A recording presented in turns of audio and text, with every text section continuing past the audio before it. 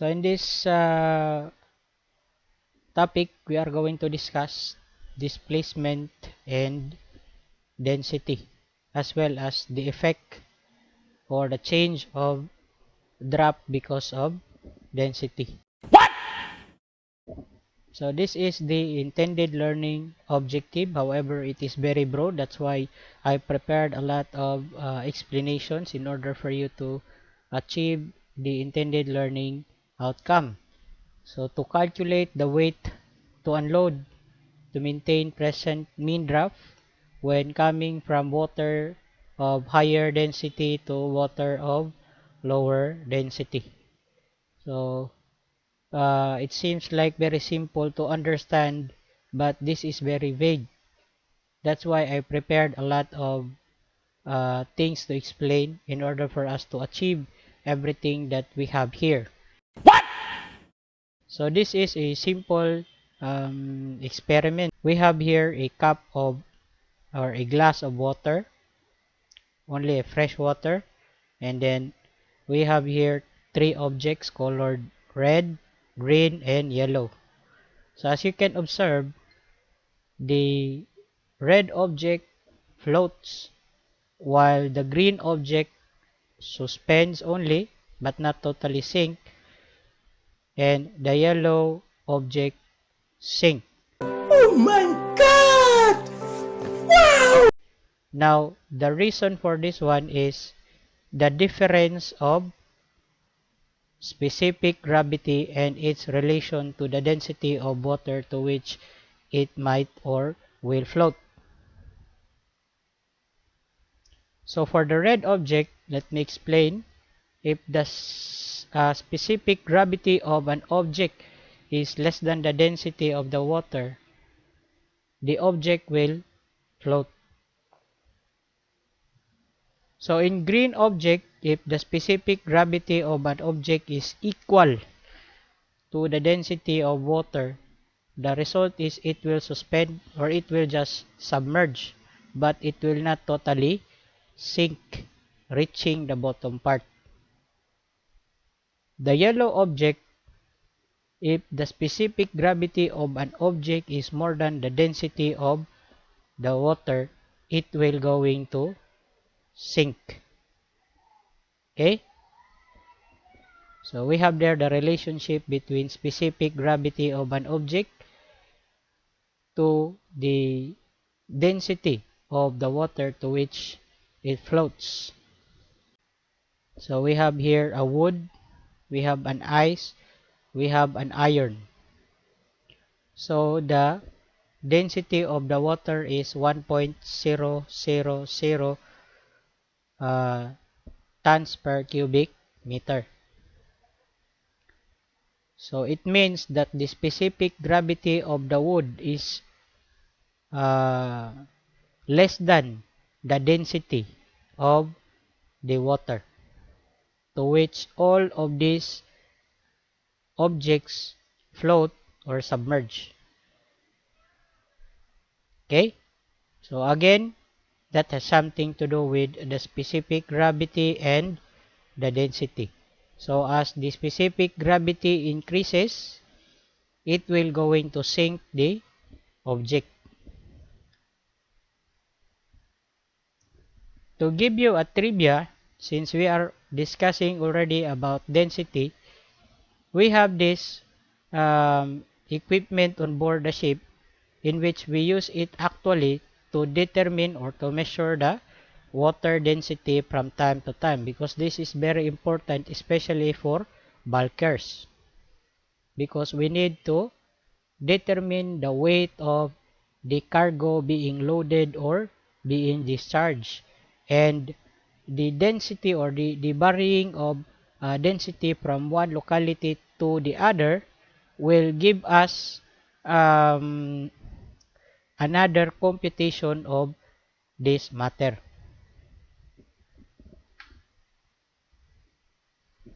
Now, we have also displacement. It means that simply means the actual weight of the ship and its contents. No? When we say displacement and we are going to refer it to the stability booklet, that simply means the entire weight of the ship and its content. Okay, so please do not be confused of that, because we are going to include that one in our um, upcoming slides. So we have here a picture where you can see on the right side, you have there a vessel that is empty, no? Empty vessel. And on the left side, we have here already a loaded ship. So it's the same ship. However, we only add some weights on the ship. That is the cargo. Okay? So the submerged portion of the ship will be increased if we are going to add more weights. Huh? So how can we be able to relate this one to the experiment that we have, like just like the glass? So as we have there, the specific gravity of the, if the specific gravity of the object increases, then it will have the tendency to submerge. Huh? So we have here the submerged portion of the ship will totally increase. Huh? If we are going to add more weights to the ship, thus to make it short, it will increase the ship's mean draft. When we say mean draft, that is the mean. No? When we say mean, that is the, you are going to add the forward, amidship, and the aft draft, and you are going to divide it by 3. So that is the mean draft. Okay? So in this picture, we have here a vessel, the same vessels, the same vessel. No? So on the right side, on the left side, we have here a vessel which is very loaded with a lot of containers.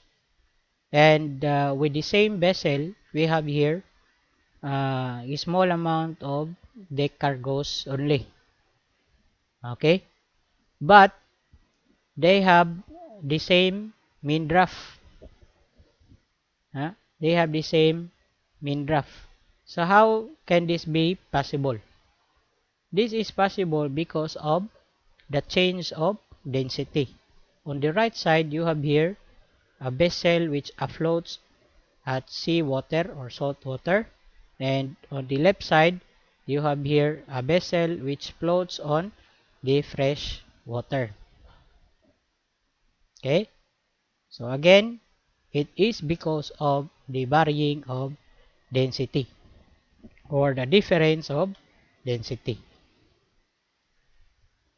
So if you notice that the amount of cargo within the ship varies from ship floating at seawater compared to fresh water, which means that if we are going from water of higher density to water of lower density, our mean draft will automatically increase because we are going to submerge our ship a little bit because of the difference of the density. Okay? Now we have here an actual scenario which we have experienced on board the ship. Upon arrival at Anchorage, Kenya, East Africa, beside Somalia, the charterer explained to the chief officer that the next port of call will be Brazil. We have at Santos, container terminal, Brazil, and after that, they will then pass through the Panama Canal. Then after that, they will proceed to Busan, South Korea. Considering the drop restriction at Panama Canal, which is, now this is the latest, 13.56 meters. This is the latest drop restriction at Panama Canal.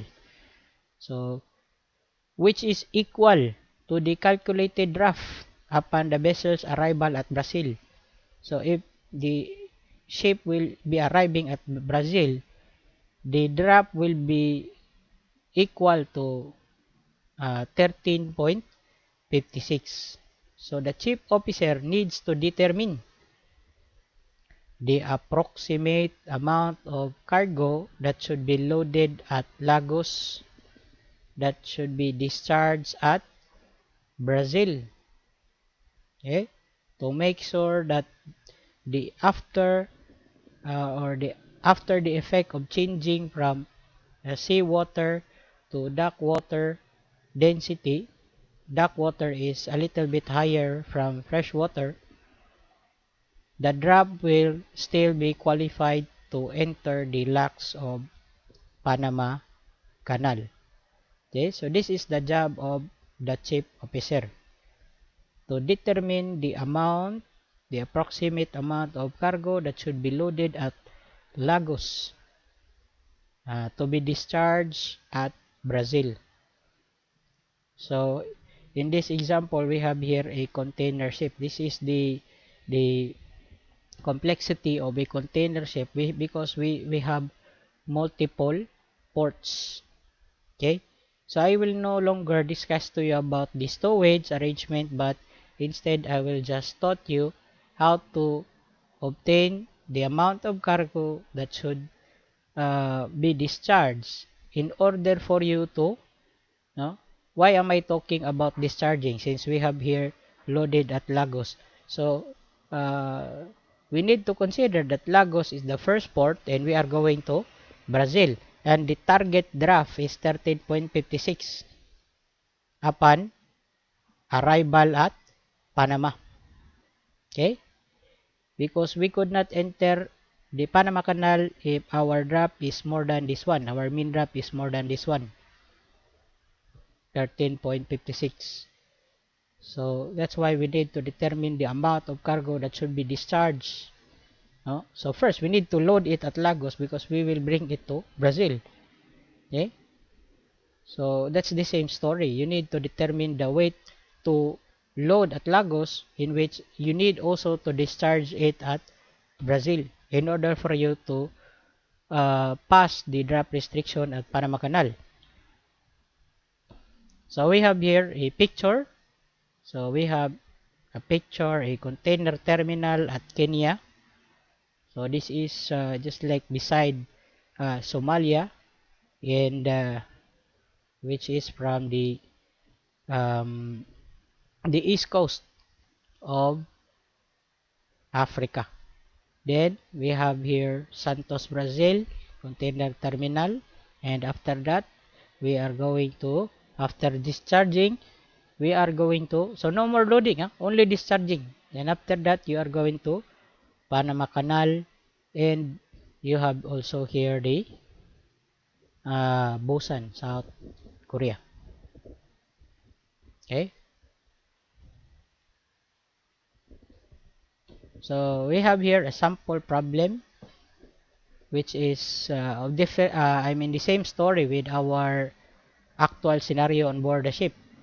A ship about 7,500 cubic meter of water density, 1,025 kilogram per cubic meter.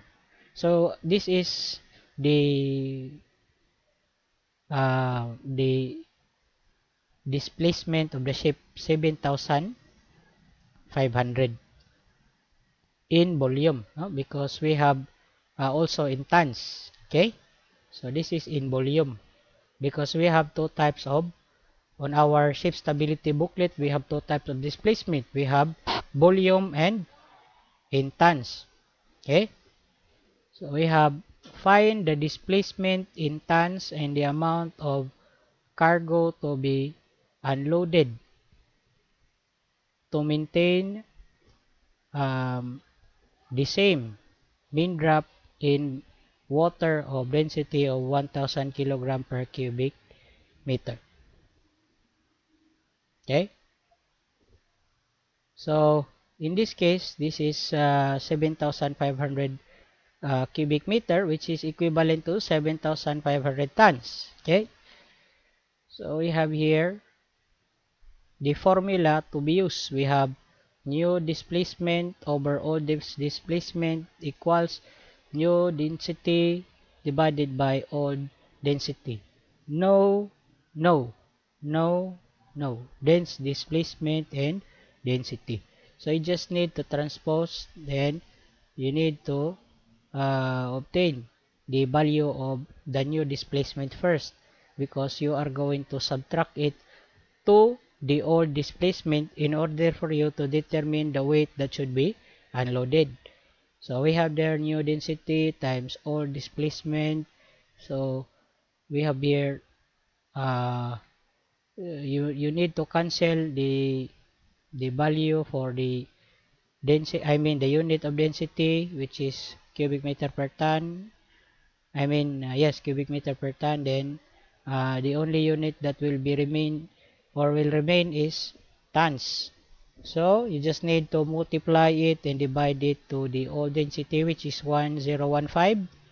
So the new density is 1000, as per our problem. Then we need to multiply it by the old displacement. So the new displacement is 7,317.07 tons. Now take note that this displacement is the entire weight of the ship. So we just need to obtain the amount of cargo that should be unloaded, since this displacement is the total amount of weight of the ship as well as its content including the cargo. So that's why we just need to simply subtract the value of the new displacement to the old displacement, and we have there the amount of cargo to be unloaded, which is 183 tons, which is very simple. I hope that everybody learns from this very simple way of explanation. Oh my